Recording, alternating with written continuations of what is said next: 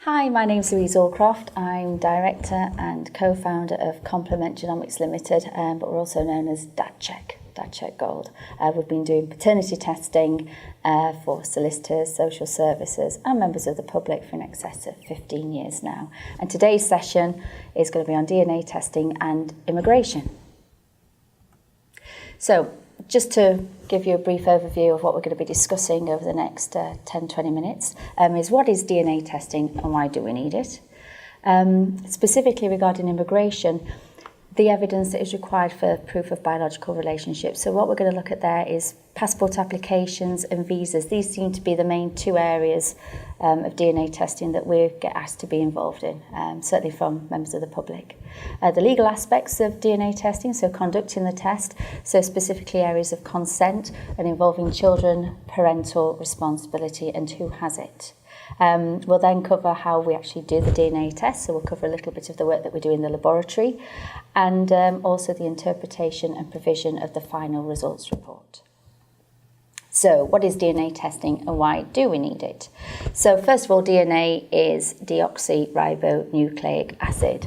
It's a molecule found in all of our cells, and there are 3,000 million tiny bases of DNA all clumped into 46 chromosomes, which I'm sure you've all heard of.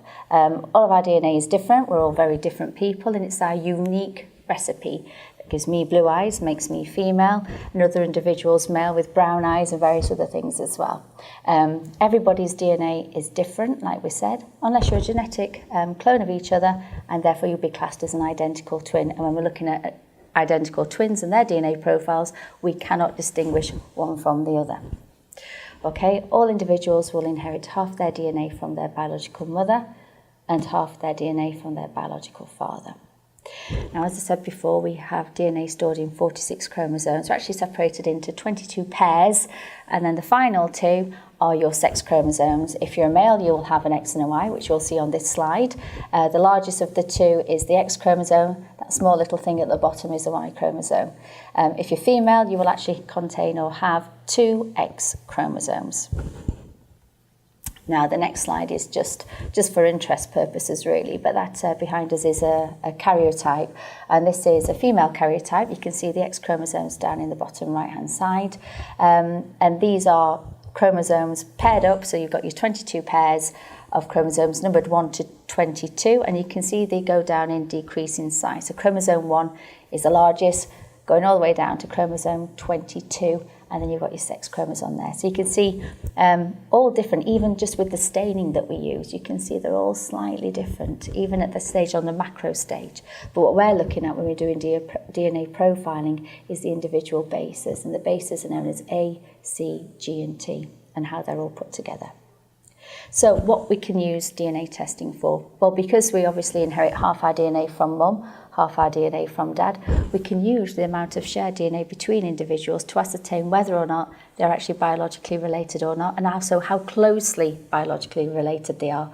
Are they parent and child, brother and sister, nephew and aunt, for example? And all of this is done in our laboratories using samples just taken from the inside of your mouth. It's a very, very powerful process that we use, and we're going to discuss this later. So, when can DNA testing actually help? Well, as we said before, each child inherits half its DNA from its mum and half from its biological father.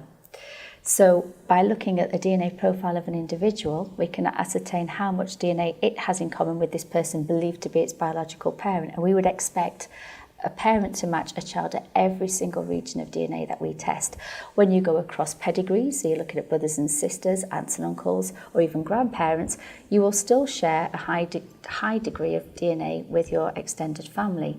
So in immigration cases, although there is a lot of work with paternity to show somebody is a biological father and maternity to show that a person is a biological mother of that child, we're also sometimes to look at the extended relationships, such as these listed behind, such as grandparentage, avuncular, which is looking at aunts and uncles and nephews and nieces, grandparentage tests that we've mentioned before, and other areas that we're not going to discuss at this particular stage, but they're the most common ones. But certainly for immigration cases, paternity and maternity do take up the bulk of the work that we perform, and that's what we'll be discussing today. So, evidence. Now, how do we get the work? what sort of test do we actually do?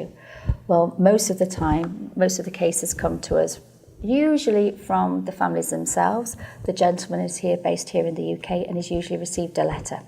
Now, it could usually be one of two letters. First letter is usually from the Home Office in respect to a passport application, and this is where they've submitted various evidence showing relationship between this man and his family abroad, but the Home Office have come back to them and said, that's all well and good, we've got all this evidence here in front of us, but we're still not satisfied that this biological relationship that you are saying exists actually does exist, so therefore we are now requesting you to do a DNA test. Now, it's vital that as a company we see that letter, and you'll see why later on. But basically in there it will have all the information that we need in order to perform the DNA test, as well as some pertinent case information specifically relating to that family. Now, the biggest difference is with passport applications is that in that letter the Passport Office will specifically tell the family where they must go to have their samples collected. It is not good enough just allowing them to go to a doctor or a nurse, or indeed having one of our registered samplers come along to collect the samples. Even though they will have chosen a company from the Ministry of Justice's list, which I'll explain in a minute, it's not good enough. So the Passport Office and the Home Office will specifically request that if the gentleman is based here in the UK, that he must go to the Passport Office in London to have his samples collected. Certain circumstances they will allow, if it's extenuating circumstances, sometimes allow the gentleman to maybe travel to Liverpool or somewhere else, but it really needs to be a good reason why he cannot travel. Now, for the family abroad, then those samples are usually collected by a British High Commission or an embassy member of staff. Again, in the letter that the family will receive, it will clearly state to which embassy or High Commission those family members need to travel to in order to have their samples collected. As the DNA testing company, it's vital that we have all that information, and that's why we ask for the letter, so we know exactly where and to whom we need to send those sampling kits to.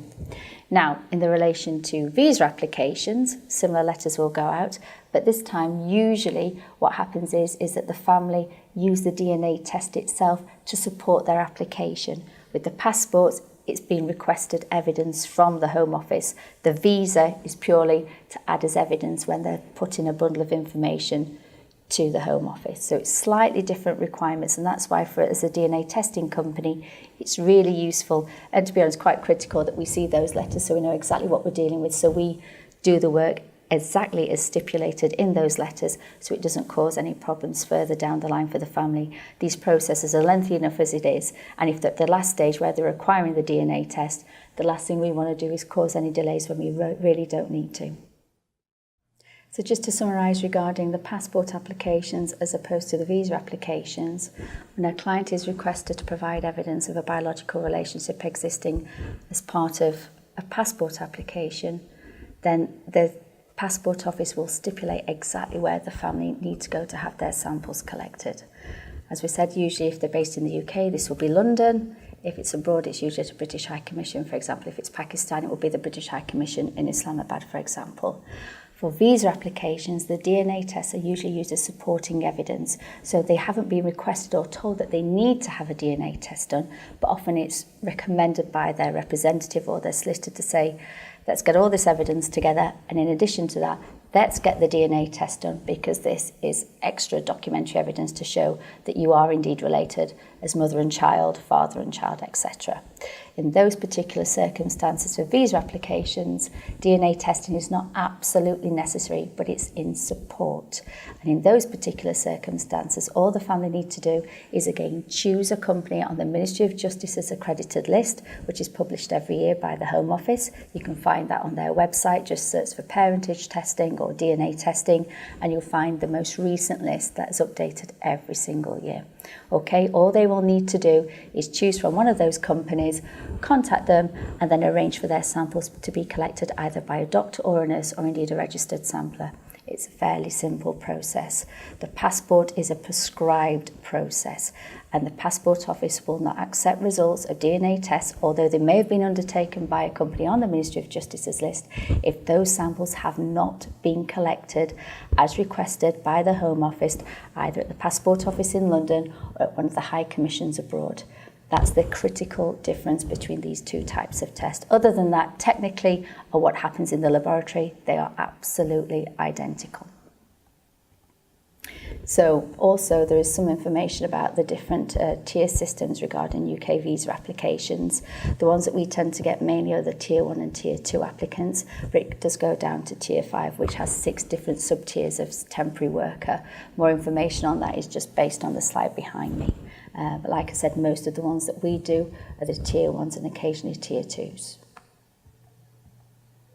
So going back to actually conducting the DNA test itself and the sample collection, the samples we require are consented cheek cell swabs. There is no requirement for blood samples to be collected, and certainly for certain religious groups anyway, taking blood is not acceptable. So taking swab is completely non-traumatic, doesn't cause any pain or distress to the donor, obviously, and it's much safer travelling when you're taking samples abroad and arranging these samples to be shipped back into the UK. It's a much safer and less of a biohazard than blood samples as well. So all in all, it works better not only for the donors, but obviously for the DNA testing companies sending these samples all over the world as well. Now, the most important thing is before we take any sample is that we have the person's informed or the donor's informed consent. We have to adhere to the Human Tissue Act, which requires us to work on only samples where there is appropriate and qualifying consent in place. Now, consent must be informed, i.e. the donor who's going to be given the sample for the DNA test must know exactly what they're getting into and the consequences of these results as well, because the result that we're going to provide, whether it's for an immigration test or just a standard paternity test in somebody's interest, is potentially going to have knock-on effects to themselves and extended members of the family. So they need to know exactly what they are getting into, and once we have given that result to that family, we cannot take it away from them. That information is there, so they need to understand the implications of going ahead with this test. It must also be voluntary. We cannot force anybody to have a sample collected for them. It's got to be done with their absolute consent, and they must volunteer to give us that sample as well. At any time, however, during the DNA testing process, if any of the test participants call up, write to us, express to you that they do not want to take part in this test any longer and they want to withdraw their consent, they are absolutely within their right to do so. And at that point that we have received that information, all testing, no matter how far down the process we are, will stop. Their samples and any extracted DNA shall be destroyed by incineration. At the end of the day, the laboratory is just a temporary custodian of their samples. Those samples still belong to those donors, and we are just holding them temporarily. So if they want us to stop work on it, we will do. It has to be voluntary consent. Now, most of the samples that we're taking, especially certainly for immigration cases, you're working with very young families. Children under the age of 16 cannot consent for themselves to take part in a DNA test. So therefore, we require somebody who has parental responsibility for that child. And that basically means that the person concerned has all the rights, duties, powers, responsibilities and authority that a parent of a child has by law, and that's determined in the Children's Act 1989. So it doesn't mean you just have to be mum to have parental responsibility, although in over 99+% of cases that we are involved with, it's the mother who usually signs on behalf of the child for the child to take part in the test. Okay, so we've already said mum automatically has PR, but there are obviously other family members, and often it's the alleged father or the father of the children in an immigration case, who also has parental responsibility for the children. However, if that man is not married to the mother, he will not automatically have parental responsibility, even if he's on that child's birth certificate or the child is living with him or members of his family. The only way an unmarried man can get parental responsibility for a child is through a number of ways. Number one, it's through obtaining a court order. Number two, by registering a legally written agreement subject to the mother's consent, putting the PR in place, marriage to the child's mother, being granted a residence order, or indeed having his name on that child's birth certificate, but it must be registered after December 2003. Any children born prior to that, whose births were registered prior to December 2003, even if that man is on that child's birth certificate, he does not have parental responsibility. So that's a pertinent point just to keep eye on, especially when you're looking into older children, 12 years old and above. Now then, sometimes, especially when we're dealing with immigration cases, The parents are over here in the UK, the children are abroad. More often than not, the mother is with them abroad, so it's usually okay. She can attend the British High Commission and be present when the children have their samples collected and indeed sign for the children. But very occasionally, we have those situations where, for a passport application, the children are abroad and being looked after by extended family members, and the mother and father are actually here within the UK. In those circumstances, we still need their consent for those children to take part in the test. So in those situations, what we do is ask the two parents to both sign the child's consent form in advance of our company sending out the sampling kit abroad. We also then notify the British High Commission, where the children are going to attend to have their samples collected abroad, that we will be sending a signed consent form from both parents along with the kit. Often the child will be accompanied by a member of the family, extended family, to the sample collection appointment. More often than not, the family have already made the High Commission aware of this, and they tend to produce what we've seen on a number of occasions is an authorisation form, which is basically the family or the parents informing the British High Commission that a particular member of the family will be escorting the child to the sample collection appointment, and they're often asked to provide ID, passport references and consent from the father and mother that it is okay for this particular person to escort their child to the British High Commission or to the embassy to have their child sample collected. If they do not do that, and if they do not inform the High Commission, very often they will turn the child away because they would have been expecting to see the child's mother. So it's also worth just taking that into consideration as well. The key thing is keeping the High Commission and all the parties aware and in the loop of what's actually going on with regard into the actual sending out of the sampling kit and who is actually going to be there at the time if the child is not going to be accompanied by his or her own parents. So, how are the DNA tests conducted? So, once the samples come back to us from abroad, we arrange with the British High Commissions and the embassies abroad the courier return of the sample kits back into the UK. This is something that we take away from the families. We do all this for them. It just puts us back into control over things, and we can then liaise with the High Commissions when the best time is to arrange for the couriers to arrive, so everything is as smooth a process as we can possibly make it.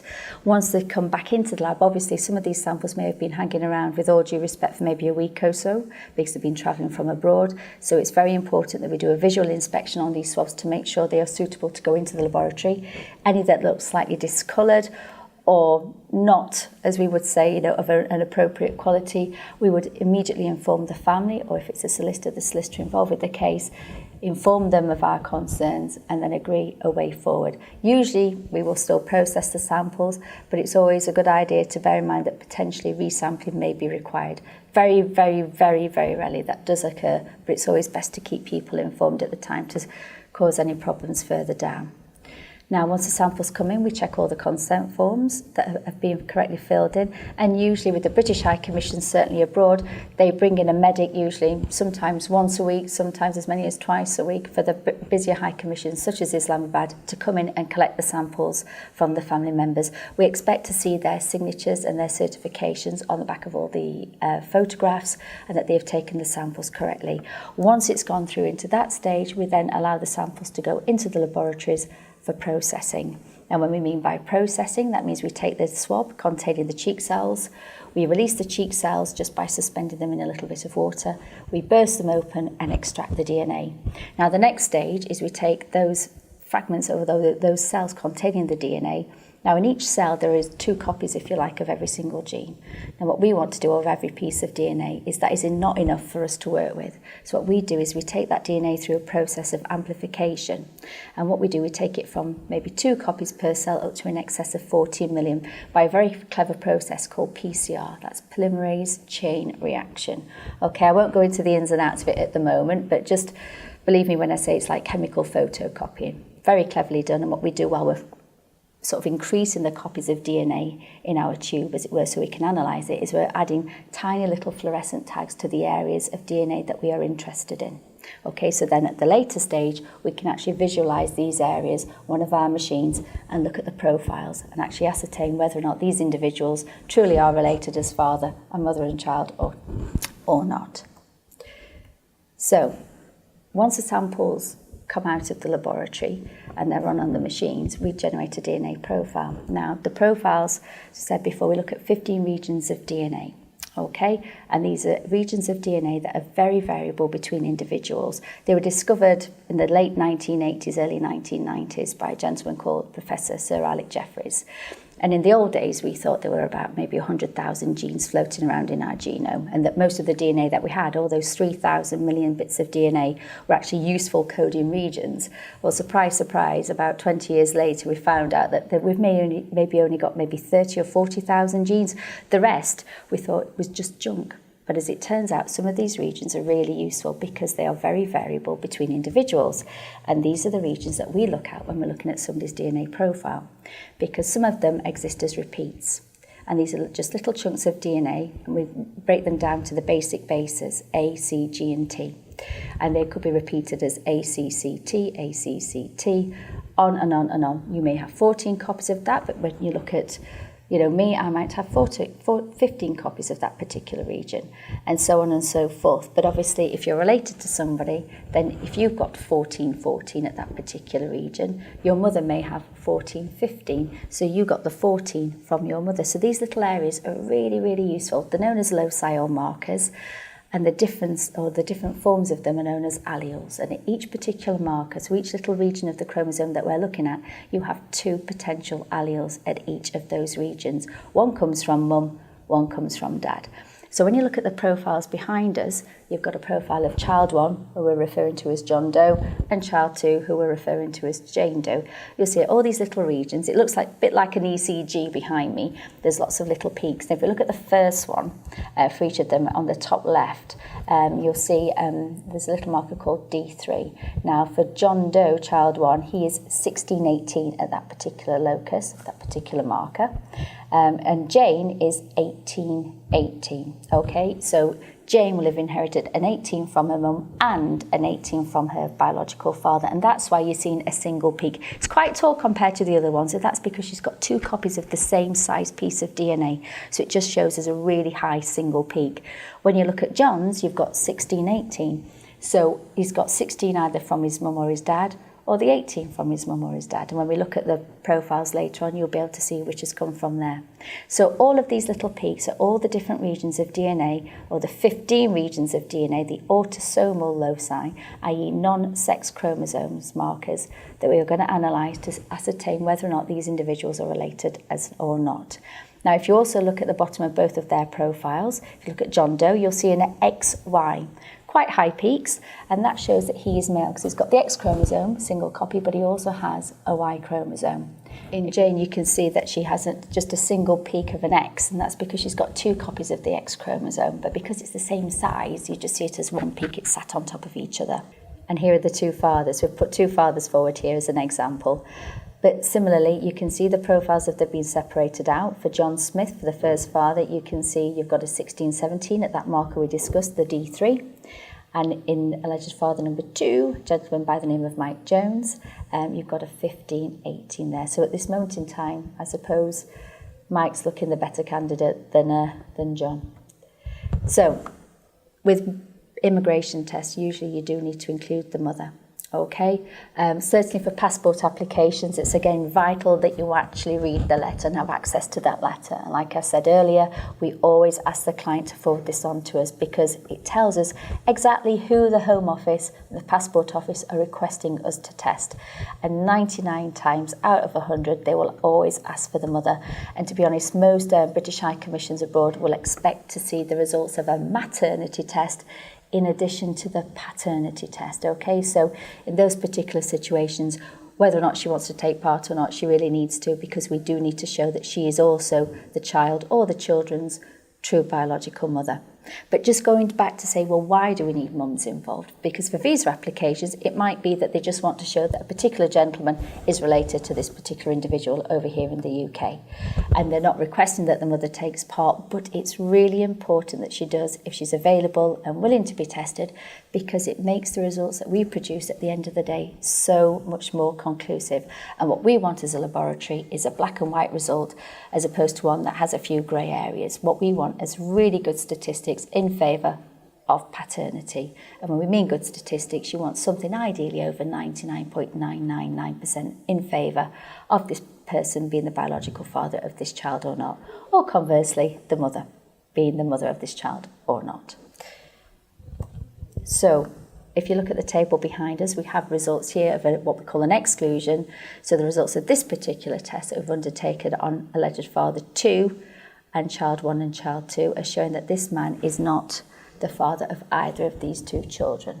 And the reason I know that is if we look along the table, you'll see at the bottom, you'll see something called designation. Okay, and you'll see a few green boxes but a few white boxes. The green boxes say Inc and the white boxes say Exc. Now, in order for a man to be the true biological father of a child, he must have every single region of DNA that we tested in common with the child. So where that designation row is, we want to see a whole row of greens, i.e. he matches the child every single one of those regions. So again, if we just look at D3, we will see that alleged father 2 with child 1, alleged father 2 was 16, 17 at this particular locus, so his alleles are 16 and 17. Child 1's alleles are 16 and 18, so you can clearly see that there is a match. You've got a 16 and a 16 there.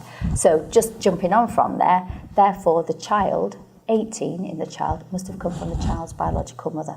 Okay, if you go to the next locus, you've got THO. Again, this is another STR, another marker. You can see the alleged father 2 is 6, 6. That is known as homozygous. He's got 2 copies of exactly the same allele. Okay, he's got a 6 and a 6. That's known as homozygous. The child 1, is 6, 9.3. So he would see 2 separate bands. When we looked at his profile, we would see 2 separate bands. That technically is known as a heterozygote. He has 2 different alleles at that particular marker. He's not 6, 6. He's not 9.3, 9.3. He is 6, 9.3. And you can see also at that particular locus, we have a match between alleged father 2 and the child 1. But moving on to D21, so this is a locus, a marker located on chromosome 21. You can see alleged father 2 scores alleles 32 and 32.2, but child 1 has alleles 27, 29. That is clearly not a match, okay? Doesn't match at all, so that's why you can see in the designation row it says X, i.e. there's an exclusion here, there is a mismatch. So going forward, you can probably look for yourselves, you can see all the differences there. Now, in order for us to say a man cannot be the true biological father of a child, we need only 3 regions, or 3 markers not to match between father or alleged father and child for us to say categorically there's no chance that this guy is this child's true biological father. And if you do the odds, we would say go and put your money on the lottery because you have more chance of winning it than him being the dad. It's as conclusive as that. Now, if you look at the table at the bottom, what we've done there is now incorporate the mother's data. Okay, this is purely for a paternity test. We've not flipped it around for the maternity, but the same would apply. And if you look now for child 2, you would see originally when we just looked at the father and child, there are several exclusions. I can see 1, 2, 3, 4, 5, 6. Okay, so that's enough for me to say categorically this guy is not the child's biological father. But when you add the mother's data in there, you can see now some of those inclusions that we originally had, i.e. matches allocated between tested father and child, you can see now they have turned from an inclusion to an exclusion. Okay, so for example, if you look at Penta D, for example, originally the child 2 is scored as 912 and the alleged father also was 1212, so they match. But then you look at the mother at the table below and you can see now that the mother was 1213. So the 12 in the child could have only come from its mother, not its dad, and therefore the number 9 in the child, so where the child scores 912, the 9 should have come from the child's biological father. And you can clearly see that in your alleged father 2, he's 1212. He does not contain the allele number 9. So that has now gone from a match, an inclusion, to a mismatch, an exclusion. So you can see we're sort of getting much more comprehensive data when you include the child's mother. Conversely, when you're doing maternity tests, we would recommend if you have the child's known biological father, involved in the test, the same would apply. At the end of the day, the parent that you test is arbitrary. The effect is the same. You'd need both biological parents ideally involved in a test to get the best result that you can. And certainly for things such as, passport applications and anything that's going to be used in court, you want a black and white test result. And this is why when both parents are involved, that is what you'll always be sure of getting. Okay, this next slide is obviously showing now an inclusion. So this is where the tested man, who happens to be alleged father one, has matched both children at all of the regions, all 15 regions of DNA that we have tested. And you can see in the designation rows now, you've got this wonderful streak of green going all the way through. Okay, similarly, if you look at the tables below where we've incorporated the mother's data, that still stays the same. You've still got the streak of green, nothing has changed, okay? But what you'll see on this next slide now is when we look at the statistics. So when we do a positive test result and we show that the gentleman or the mother is indeed the biological parent of the particular child, we now look at all those frequencies of all those alleles, how common they are in the population, and say, well, based on this and the fact that they match every single region, how much more likely is it now that they are indeed the true biological parents of this particular child? And we express that as a percentage certainty, okay? So it's usually in excess of 99 point something percent. Now, if we look at child one and child two in relation to this alleged father one, the stats without the mum are fairly decent. They're over 99%. So for child one, you've got 99.98% in favour of paternity. The likelihood ratio, that's the LR figure, that's how much more likely this gentleman is likely to be the biological father than somebody else. It's like an odds ratio, for example. And you can see that the odds ratio is pretty decent. The likelihood ratio is just over 5,200 more times more likely to be the dad than not. For child two, you've got a slightly better statistic of 99.998%, and the likelihood ratio is reflected as a little bit higher as well, in excess of over 56,000. Fairly decent results, over 99%, it's pretty good, but it can be better. And when you now look to the right-hand side of that table where we've incorporated the mother's data, you can see there's a significant improvement. So just for child one, you've gone up from 99.98 to 99.9998% in favour, and your odds ratios have leapt from over 5,000 times more likely to in excess of 660,000 times more likely. That's a much more definitive result than before. Similarly for child two, you can see that originally we had results of 99.998% in favour, and likelihood ratios of just over 56,000. You include mum, and now you get 99.999997% certain of parentage, paternity in this particular case, and a likelihood ratio in excess of 35 million times more likely. So that's pretty decent and pretty much more black and white. And that is why we always recommend, please include the mum, because you're going to get a much more definitive result that's going to mean something. And that, at the end of the day, is what you want. What we don't want is any questions, okay? Because very rarely, and it does happen occasionally, if you do not include the mother, or sometimes even if you do, you will get a situation where the gentleman that we test matches the child at every single region that we test, bar maybe one or two. Now, if the mum is involved, great. It could be that the DNA's changed, it's mutated a little bit, and we can apply that into the calculations. That's usually with maybe what we call one mismatch, where there's only one region not in common. However, there's always an alternative hypothesis. The other scenario is that, yes, this man actually is related to this child because he matches at nearly all of the regions that we've tested apart from one, but in fact, he's not related as its dad, but maybe he's related as an uncle or even as a half-brother, i.e. what we're saying there is the possibility that it's actually not him who is the dad, but in fact a close male relative. Okay, and these are the different scenarios that we can come across. And again, that's why you need mum involved in the test, because it allows us to find out what is the most likely scenario. In all the reports that we produce, we will show all of the scenarios and give you the ratios for each of them.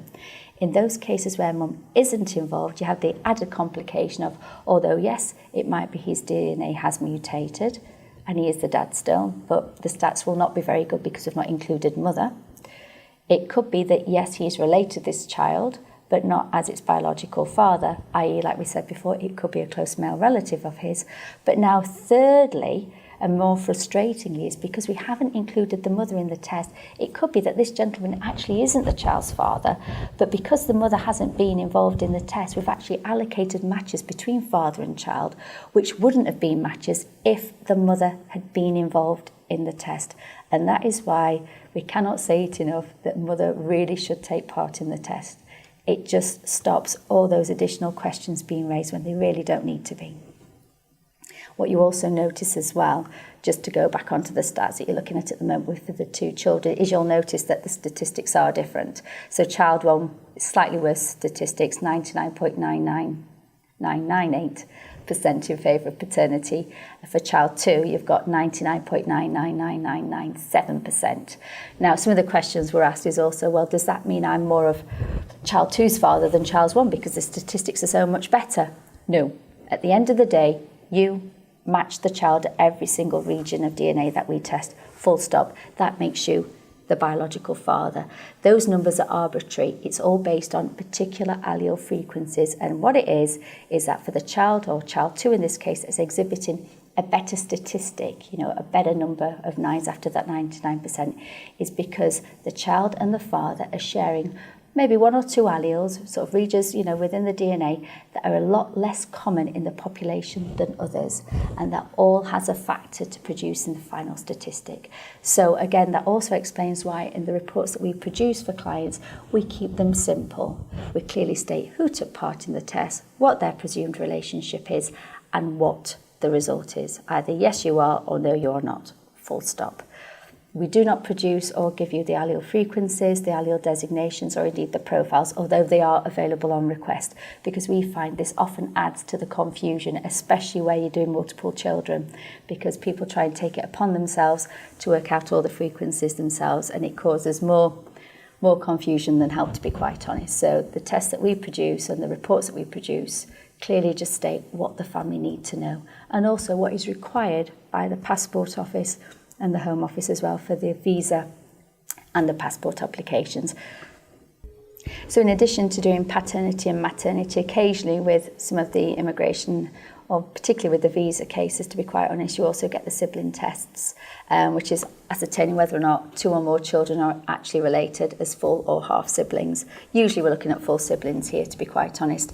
Again, we'll stress it again, get the mother involved. If she's or mother's involved, depending on the particular case you're looking at. But if it's a full sibling test, and we know that the two children have the same biological mother, get her involved, because the first thing we will do is look at the mother's DNA, look at the respective children's DNA, and immediately use her as a filter. All those regions of DNA that we know the children have inherited from their mother, we will remove from the equation. So what we're left with is what we're known as obligate paternal alleles, i.e. those regions of DNA that these children have kind of only inherited from their true biological father. So when we then go ahead and do the statistics to say, okay, we've got these two children now, we've got their profiles, they have a fair bit of DNA in common, but how likely is it now that they actually have not one, but both parents in common? If you've got the mum's DNA involved, you're going to get a much better statistic. And the slide I'm just going to show you with sibling tests is the results for the two children that we've just tested, but this time we've removed the dad's DNA components and we've kept the mothers in one situation, but we've also shown you the results when we haven't included the mother. So the next table shows you a sibling test with a percentage certainty of a sibling relationship existing, as in full sibs, and with and without the mother. So without the mother, when we've looked at these two children, you've got it in favour of being full sibs of 91.5%. That's pretty decent, and that's pretty strong support in favour of these two children actually having not only the same biological mother, but also having the same biological father. So we would see that as a pretty decent, strong result in favour of that presumed relationship. But if you then go in and incorporate the mother's DNA component, and now go ahead and do the statistics again, you can see that numbers jump from a fairly reasonable 91.5% to a pretty good 99.982% in favour of that relationship existing. So again, you can see the power of including the children's mother in all of these tests. And most of these cases anyway, the children are under the age of 16. She's going to have to consent for the children to take part. She's going to have to be present when the children have their samples collected. So she may as well donate a swab and end up with a much better test result for this family. all round. And that, as a DNA testing company, is what we want. What we don't want are any grey areas or questions still not being able to be answered. What we want is a pretty definitive result. And with a 99.982% percentage in favour of a sibling or full sibling relationship, that's a pretty decent result. So, going on to the results, we have to produce a report. For visas and passport applications, we still follow what we call the simplified report format as prescribed by our accreditation body. What we must show on there is the full names of all the donors, their presumed relationships, and then the results of the test. But in addition to that, this is why we also ask for those papers, those letters that the family have received, either from the Home Office regarding their visa application or from the Passport Office and the Home Office in relation to the passport application as well. If they have a passport application ongoing, they will have an ID or a case reference allocated to the family. That needs to go on the report, so it just allows full traceability, because once we release that report to the High Commission or to London, depending where it's prescribed on that letter where the results need to go, they can then track that particular case with their own ID number, so that's really useful. Those numbers usually start either with CON 3200, 2917 or 2918. They seem to be the standard numbers that are used for these sort of cases. We need, like I said, we need the roles of the individuals, so that's their presumed relationships, and we also give them a unique identifier as well. And for us, that's simply the swab number, so we can fully trace it and its movements within the lab and link that swab to the particular case and the family that we've tested as well. And like I said, the final section of the report will just clearly state whether or not the tested individuals are indeed the biological parents. So usually for a passport application, that will be both a paternity and a maternity stats report. And usually for visas, it would usually just be a paternity unless another type of relationship test, such as a sibling or maybe an avuncular, so that's looking at an aunt or an uncle against a nephew or a niece, has been requested as well. And like I said, if the results are in favour of these relationships, then you will get those statistics, so those 99-point-something% figures, and also the likelihood ratio. As we said before, although we do have all the DNA profiles and the allele designations and frequencies actually on the case file, these are not included in the actual report itself, as we find that it's of no use to the families involved. All they need to know is who took part in the test, and at the end of the day, what the result is. Regarding the results as well, once the case is complete, all the parties involved in the test are entitled to receive their own written copy of the test results.